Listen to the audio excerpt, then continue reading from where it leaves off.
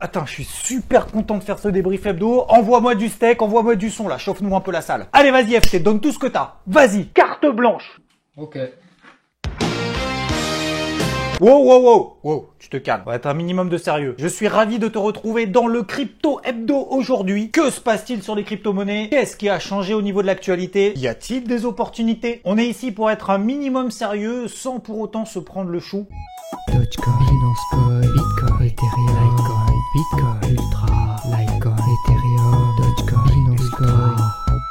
Waouh. Oui, il y a Solana aussi, c'est bon, on vous a entendu les trois du fond là. Qui dit volatilité dit volume. 2000 milliards de dollars de volume au mois de mai sur les cryptos. C'est le plus grand volume de l'histoire de l'humanité, tout entière. Enfin, c'est depuis 2017 du coup, parce que avant sur le marché des cryptos, avant 2017, tout le monde s'en tapait un peu en fait. C'était petit. Juste sur Binance, nous avons quand même 1500 milliards de dollars qui ont été échangés le mois dernier. 200 milliards de dollars sur Coinbase. Et après la panique qu'on a connue, ça s'est plutôt calmé sur les cryptos, même si effectivement, c'est pas terminé. Loin de là. Tu le sais, on continue à voir le verre à moitié plein. Oui, on est plutôt optimiste. Même si effectivement, on est passé pas loin du fil du rasoir. Je sais pas si ça se dit passer pas loin d'un fil de rasoir. Non, on était sur le fil du rasoir, mais voilà. Première raison pour laquelle on voit le verre à moitié plein, déjà avec ce graphique super intéressant. Alors, au-delà du fait qu'il y ait des belles couleurs, oui, c'est beau. Il y a aujourd'hui 50% de ceux qui détiennent des bitcoins. Alors, pour être plus précis dans mes propos, c'est plutôt ceux qui détiennent 50% de la capitalisation totale des cryptos. Ça, on est un peu plus précis quand même. Qui sont dans le vert en termes de plus-value latente, qui veut dire rentable pour le moment sur leur position, pour faire simple. Et quasiment systématiquement, à chaque fois qu'on est passé en dessous de ce seuil clé des 50%,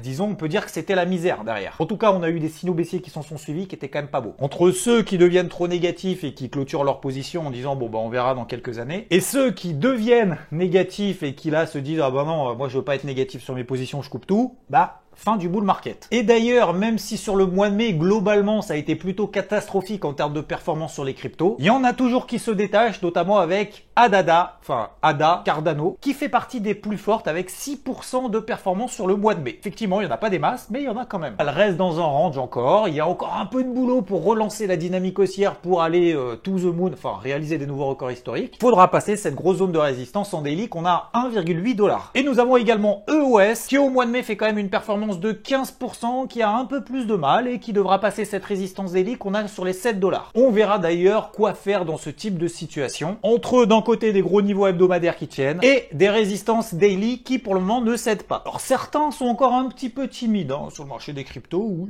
encore un petit peu hésitants, comme par exemple Carl Icahn. Tu trouves une photo de lui s'il te plaît qui le mette en valeur, parce qu'il pèse quand même quelques milliards le bonhomme, qui a annoncé ne pas encore avoir acheté de crypto, mais qu'il commence peut-être à s'y intéresser et qui probablement va allonger un peu. Il va bientôt s'y mettre. Et son intervention n'est pas passée inaperçue. Disons qu'il n'est pas allé avec le dos de la cuillère. Il a foncé dans le tas. Alors les gars, ça critique les cryptos parce qu'il n'y a pas de valeur sous-jacente? Ouais, d'accord, ok, attends. Détends-toi. Le dollar, du coup, c'est basé sur quoi en fait? Ça a quoi comme valeur? Ah oui, le dollar, c'est ce qui sert en fait à payer ses impôts, c'est ça? Je traduis un peu de mon style, mais c'était à peu près ça son intervention. Bon, pour le moment, ce qui lui intéresse, c'est les grosses, Bitcoin, Ethereum, même s'il n'est pas complètement fermé à voir d'autres cryptos, puisqu'il y en a quand même accessoirement qui prennent de l'ampleur, qui ont des projets tout de même sympathiques, peut-être même mieux que les plus grosses. Donc on essaye de vous en faire découvrir d'ailleurs ici, ou ailleurs sur IVT, un petit moment publicitaire. Et bien évidemment, donc vu qu'il y est pas encore, il maîtrise pas trop encore le sujet, faut toujours commencer avec un petit capital, petit compte, tu vois, histoire de se faire la main. Donc il va commencer avec entre 1 milliard et 1,5 milliard de dollars. Voilà. On commence petit. Ce que je trouve génial dans l'interview, c'est que la journaliste lui dit oui, vous allez mettre combien? Oh, je vais mettre un petit peu. Et vous parlez de quoi en petit peu? Vous parlez quoi? En millions, en milliers, en centimes, en milliards? Well, a big way for us would not be to buy a few coins or something, you know. I'm not going to buy a few coins. I don't believe in trading the market if I can help it. You know, I've learned hundreds over of the millions, years. billions. Is that what we're talking? Yeah, it could be. A big way for us would be, $1 billion. Et ceux qui sont un peu moins timides, ce sont ce qu'on appelle les baleines. Les gros, qui sont pas là pour jouer avec 3 bitcoins et demi. Alors on a vu ensemble déjà que les petits étaient sortis à cause de l'effet de levier, panique, machin, etc. et pas trop expérimentés en termes de money management et tout ça, voire peut-être même d'incompréhension. ce qui peut être justifié, avec des mouvements qui sont quand même parfois violents, hein, ça faut le dire. 1,2 million de bitcoins ont été revendus en perte entre 5 et 25%, donc de perte. 120 000 bitcoins en perte de plus de 25%. Quand même pas mal. Sauf que, au contraire, ces fameuses baleines en ont profité pour acheter dans le creux de la vague, pour à peu près 77 000 bitcoins, la semaine dernière. C'est ce qu'on appelle buy the dip. C'est les soldes, ça y est, c'est les soldes, achète, hein, moins 50%, c'est mieux que le Black Friday, quoi. Concernant les bonnes nouvelles, nous avons également les fameux ETF, ces fonds négociés indexés sur des cours de bourse, que ce soit d'ailleurs sur les bitcoins ou sur l'Ethereum. Ça y est, ils sont en place sur Euronext à partir du 1er juin, donc à partir d'hier. Donc c'était un projet jusque-là, maintenant ça y est, c'est concret au travers de Vanek, qui s'appuie donc sur Bankfreak, je sais, c'est pas un jeu de mots, mais ça s'appelle bien Bankfreak, au Liechtenstein, qui détiendra notamment tous les bitcoins dans une chambre forte. Là aussi, soyons un petit peu plus précis, ce ne sont pas des ETF, mais ce sont des ETN, Exchange Trade Fund, contre Exchange Trade Notes. The difference, un ETN, c'est un produit similaire à une obligation qui permet de répliquer la performance d'un indice, avec moins de frais de gestion qu'un ETF, sur un marché réglementé, et tout ça, c'est émis par une banque. À la différence d'un ETF qui, lui, est plutôt un titre sur un produit structuré. Je simplifie. Autre bonne nouvelle, parce que ça, on n'en parle pas, mais alors qu'en Chine, on est en train de resserrer un petit peu les boulons, il y en a ailleurs qui en profitent un petit peu du filon. Comme par exemple en Inde, où il y a une circulaire qui n'est plus vraiment valable. Oui, elle a été divulguée en 2018, où fallait complètement arrêter les cryptos, tout ça et tout, c'est dangereux, c'est pas bien, c'est le bordel, on arrête tout. Sauf qu'en fait, cette circulaire, elle est plus valable. Oui, en fait, l'Inde a été alertée parce qu'il y a des banques qui étaient là en train de dire encore, oui, attention, non, surtout les cryptos, y allez pas, c'est tout caca. Et du coup, ils ont reprévenu en disant, ah, non, la circulaire qu'on avait fait en 2018, elle est plus valable depuis le 4 mars 2020. Donc c'est bon, on peut y aller les gars. Faut faire des updates quand même de temps en temps. Hein. Alors bien évidemment, hein, tout ça, on va le faire de manière raisonnable. Hein, on va respecter la loi, hein, c'est quand même mieux accessoirement. On va vérifier tout ce qui est blanchiment d'argent, financement du terrorisme et tout ça. On prend en connaissance l'objectif des clients. Est-ce qu'il veut du spéculatif, du secure, etc.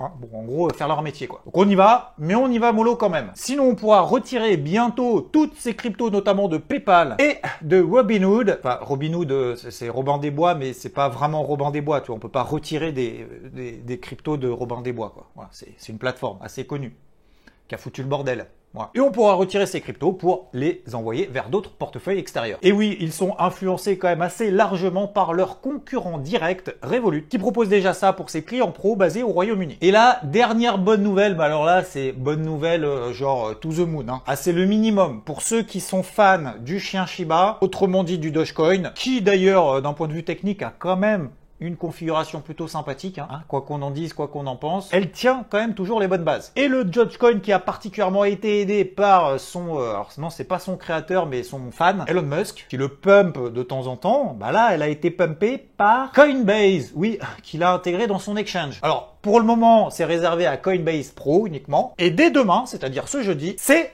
parti. La plateforme a quand même précisé qu'il faut respecter les conditions et les critères de liquidité. Et bon, pour faire simple, que ce soit pas le bordel. Hein, donc on y va mollo. Donc, si tu es fan de Dogecoin et que tu n'as qu'un compte chez Coinbase et que tu es considéré comme pro, fais-toi plaisir. On en avait déjà parlé, l'intégration de Coinbase. Pourquoi ils font ça? Bah parce que en fait, ils se sont introduits en bourse et que quand le Dogecoin explose et que tous les autres finalement c'est un peu mou et que tout le monde parle et fait que du Dogecoin, bah forcément, il y a des petits revenus de quelques milliards qui passent sous le nez. Donc autant en faire profiter nous-mêmes en fait. Impact de la news, alors léger, hein, elle a pris 50% en 3 jours. Voilà. En tout cas au moment où je tourne la vidéo.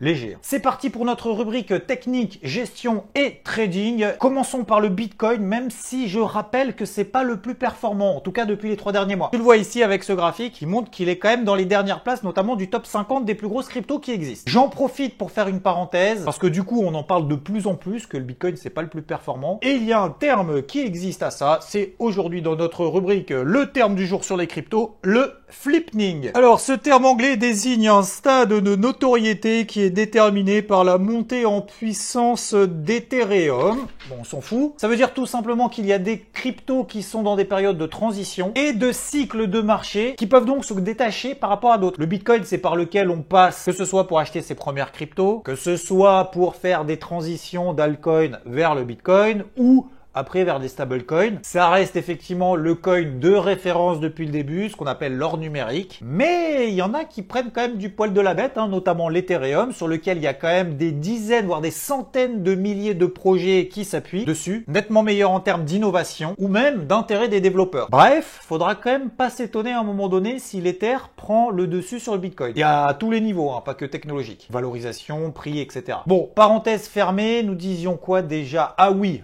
le Bitcoin. Si on regarde toutes les phases qui ont succédé aux différents halvings sur le Bitcoin, on voit qu'on a une espèce de nuage bleu, une sorte de bande de Bollinger, qui montre les variations extrêmes qui se sont déroulées après les phases de halving. En d'autres termes, aujourd'hui, nous sommes proches de la borne basse, de l'écart-type maximum qui a eu lieu après les phases de halving. Donc, une sorte de cycle. Ça revient donc à tout ce qu'on a dit depuis le début, qu'on est vraiment sur des gros niveaux, qui nous semble pertinent de saisir après ce qu'on a vécu comme crash. Je me suis mis un truc dans les yeux, comme si c'était une phase nécessaire pour pouvoir repartir sur des bonnes bases. Comme évoqué dernièrement et notamment sur BFM vendredi, ça n'empêche pas qu'on peut avoir de la volatilité à court terme. Est-ce qu'il y a encore un risque de forte volatilité à court-moyen terme? Oui, parce que le marché ne peut pas oublier du jour au lendemain un tel retournement de situation aussi violent.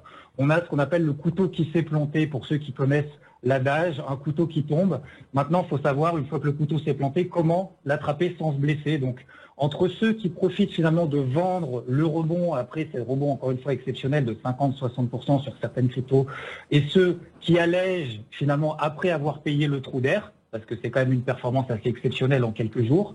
Par nature, déjà, il faut savoir que les cryptos sont quand même très volatiles, je pense que là, on l'a compris. Après un tel événement, ça semble quand même évident qu'on va avoir encore des reculs de l'ordre de 20-30%, des remontées tout aussi violentes.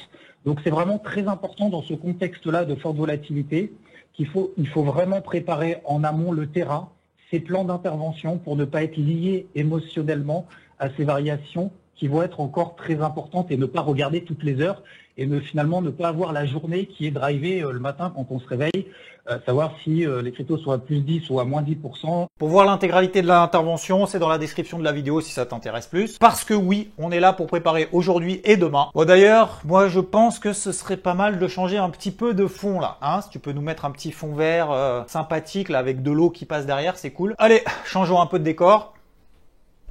Ah bah on est bien là. Tiens, il manque juste quelqu'un. Bah alors, bah voilà, Rodolphe est parmi nous. Il va pouvoir nous expliquer un peu sa vision du marché sur les cryptos en ce moment. Après la grosse vidéo qu'on a fait la semaine dernière et notamment les gros niveaux d'achat moyen terme qui ont été travaillés, qui le sont d'ailleurs encore. Tout à fait. Alors, on a beaucoup parlé de plongeon. Est-ce qu'il va y avoir plongeon, pas plongeon? Est-ce qu'on va casser ces gros supports hebdo-mensuels? Pour l'instant, force est de constater que les zones données ont tenu. Ça tient, ça a rebondi en grosso modo de 15-30%. Et puis on va voir par la suite ce qu'il faut en faire. Les supports hebdo long terme ont tenu, c'est-à-dire que la tendance primaire haussière a tenu. Elle était déterminée grosso modo par les MM7 mensuels, MM20 hebdomadaires, et ça a relancé les cours. Donc là pour l'instant on est quand même sur un rebond poussif, mais ça a rebondi de 20-30%. Donc moi ce que je préconiserais pour ceux qui ont acheté les zones qu'on avait définies ensemble la semaine dernière, c'est de prendre quand même 20-30% de bénéfices. Il faut bien rester investi à 70-80% parce qu'on parle vraiment de long terme. Pour moi c'était vraiment des zones d'investissement long terme, mais c'est toujours bien de rendre et d'avoir un peu de cash dispo au cas où ça retombe un peu pour remettre du cash sur les marchés. Donc ce qu'on a fait sur IVT, c'est effectivement d'alléger sur ces niveaux de résistance daily qui nous permettent finalement de continuer à travailler en trading. Et après, ça nous permet de reprendre des positions à l'achat, etc. Mais grosso modo, le principe, c'est de se dire faut absolument que ces gros niveaux ils tiennent quoi. Ouais, tout à fait. Alors, pour l'instant, c'est clair. Le mouvement, on est passé de gros niveaux hebdo horizontaux qui ont tenu à ces résistances daily court terme qui, pour l'instant, les vendeurs défendent ces résistances, c'est-à-dire que la tendance est toujours baissière en daily. Donc on est coincé et donc je pense qu'on va rentrer dans un marché pour l'instant pendant quelques semaines relativement mouvementé, accidenté. Et puis il y a un moment ou un autre, je l'espère ou je pense, ou graphiquement pour moi, si on est vraiment dans une nouvelle ère crypto et que c'est vraiment parce que c'est ça qu'on dit pas assez, on dit souvent on lance le dé, on lance pas le dé et tout, mais on est quand même sur une nouvelle mode des cryptos. Et donc si c'est vraiment une nouvelle mode, ces niveaux doivent tenir et on devra s'en extraire, je sais pas quand, par le haut. Surtout que les mains les plus faibles, a priori, sont déjà sorties. Donc on devrait normalement sur ces niveaux-là au moins repartir. Sinon ça veut dire qu'on rentre vraiment en bear market et là ça sera beaucoup plus moins intéressant. Ouais, bear market, j'en sais rien, mais si on était amené à casser ces gros niveaux hebdo, pour ma part qui ai l'habitude d'aller là où l'action se passe, et j'estime qu'en ce moment l'action, notamment en 2021, elle se passe sur ces crypto-monnaies, ça m'intéressera beaucoup moins. Ça ne veut pas dire que je ne pourrais pas rentrer à l'achat ou à la vente et tout, mais ça sera nettement moins intéressant et pour nous et pour vous. Mais du coup, vu qu'on sait que ces niveaux à très court terme vont être travaillés, est-ce qu'on ne peut pas finalement se couvrir en ayant des positions short, des positions baissières pour essayer de profiter de ces mouvements baissiers qu'on a à très court terme? Alors, c'est compliqué, c'est réservé aux expérimentés, mais je vais prendre notamment le cas de Binance par exemple. Il est clair que celui qui a fait ses investissements long terme sur les grosses zones hebdo, notamment grâce à son marché spot, grâce au spot sur Binance, et qui a un peu d'expérience, sous ses résistances daily, il peut saisir l'opportunité de se couvrir un peu grâce au marché des futurs sur Binance. Ça reste compliqué, mais quelqu'un qui a un peu d'expérience, il peut rester long, on va dire long à 70% sur de grosses positions spot et être short sur des petites positions futures de 10-15%, et ça permet de grignoter également de la performance en cas de rechute face à ce rebond, quoi. Ouais, c'est que du petit grignotage finalement. Après, franchement, honnêtement, c'est que du petit grignotage. Et sincèrement, moi, je vous pose la question, est-ce que vous pensez que c'est vraiment une nouvelle ère crypto? Est-ce que c'est vraiment une nouvelle mode? Si tel est le cas, les zones là, hebdo qu'on a achetées la semaine dernière, c'est des zones, si je vous les avais données il y a un mois de ça, tout le monde en aurait rêvé de pouvoir rentrer sur ces niveaux de prix. Donc maintenant, on les a eus, on les a. Est-ce qu'il ne faut pas mieux faire la sourde oreille? Peut-être fermer son téléphone quelques semaines, voire quelques jours au moins, pour laisser passer la pression, le stress, et vous verrez que tout va bien se passer. Bah, c'est exactement ça, c'est qu'on va avoir en fait des plus 10, moins 10, etc. Ça sert à rien de regarder son téléphone à plus 10, moins 10, c'est ce qu'on dit déjà depuis au moins une semaine. On sait très bien que ces grosses zones, que ça soit basse ou haute, vont être travaillées finalement. Donc est-ce que ça vaut vraiment le coup de se dire ah c'est à moins 10, ça y est, tout en train de s'effondrer, et plutôt toujours prendre un petit peu de recul sur des unités de temps daily weekly, surtout si on a une optique d'investissement quand même longue. Ouais, et je rappelle, et je veux rebondir là-dessus, la grosse performance, vous la ferez quand vous tiendrez des investissements long terme un peu plus longtemps que quelques jours. Je suis désolé. Si c'est vraiment cette nouvelle mode et que ça doit repartir, si vous voulez vraiment faire de la performance, gagner un peu d'argent, il faut tenir ses positions et aller viser des objectifs très très ambitieux. Et là, bon, on va peut-être pas la refaire, mais si jamais on a loupé vraiment le point bas de chez point bas plus les zones de repli qu'on a fait la semaine dernière, est-ce qu'on repropose éventuellement des points d'entrée, des points de short, etc. Ou c'est un peu... Ah non, il y a toujours moyen, mais alors là, il faudra rentrer dans une stratégie encore plus complexe. Allez, je vais parler par exemple de l'Ethereum, parce que je l'ai en tête, ou même de Solana, ou je pourrais tous les dire, je les ai tous en tête mes graphiques. C'est-à-dire que maintenant, je pense que la meilleure des solutions, si on a loupé vraiment encore le coche, vous le faites exprès, mais bon, pourquoi pas, il faut attendre la cassure des 3000 sur le TH, des 3000 $, attendre la cassure des 40 $ sur Solana, attendre la cassure des 400 $ sur BNB, et si on s'installe au-dessus, à ce moment-là, éventuellement prendre un petit pullback pour re-rentrer dans la tendance de fond. Mais c'est clair que c'est dommage, et je tiens à préciser là-dessus, pour moi c'est pour ça que j'ai tant insisté sur les réseaux et j'ai essayé de vous aider au maximum. On avait une tendance primaire mensuelle fortement haussière. Qu'est-ce qui se passe quand on revient sur des gros supports hebdomadaires? Je suis désolé, c'est là où on doit rentrer, c'est là où on doit, entre guillemets, poser sur la table son risque, ce qu'on appelle le risque. Il y aura toujours des pertes, il y aura toujours des gains. On ne peut pas avoir que des plans gagnants. Mais il y a un moment, quand la probabilité est bonne, c'est là où il faut y aller. Merci pour ce point, Rod. En tout cas, j'espère que ça vous a plu. N'hésitez pas à le dire avec un like et partagez également cette vidéo si autour de vous, il y a des personnes qui sont intéressées notamment par tous ces éléments crypto. Une fois par semaine, le mercredi sur la chaîne YouTube IVT. Merci Rod, merci à vous. J'espère qu'on se reverra quand même assez souvent sur la chaîne, non? Ouais, je pense que je vais essayer d'intervenir de plus en plus souvent avec Xav. Moi, mon but, c'est vraiment de vous apporter la touche technique, mais aussi la touche je me mouille. Et voilà, je vous donne mes positions, je vous donne en temps réel ce que je fais. Et il y a un moment, si vous voulez gagner un peu d'argent, il y a un moment, c'est bien beau de commenter, d'analyser, de passer des heures devant tous vos graphiques. Mais il y a un moment, quand vous avez une belle zone d'entrée, allez-y, appuyez sur le bouton. Sinon, ça ne sert à rien. Il faut prendre une décision. En fait, il faut toujours analyser. C'est ce qu'on fait aussi. C'est-à-dire, vous voyez peut-être la personnalité de Rod, voilà, qui est dire je me mouille non-stop. Mais avant, il y a quand même un peu de boulot aussi d'analyse, notamment les MM20 hebdo. Elles ne sont pas arrivées comme ça du chapeau. On a également voilà, des stratégies. Quand on arrive dans les zones d'investissement, c'est de se dire c'est à ce moment-là que je clique sur le bouton. C'est pas tout le temps de l'émotivité à se dire bah c'est moins 10, bah, finalement ça va à 0. C'est plus 10, bah, finalement ça va to the moon, etc. Et donc on applique et finalement tu appliques et tu transmets toi ce que tu fais. Après, tu n'auras pas toujours raison. Je n'aurai pas toujours raison, et je rebondis encore une fois là-dessus. Il faut apprendre à perdre.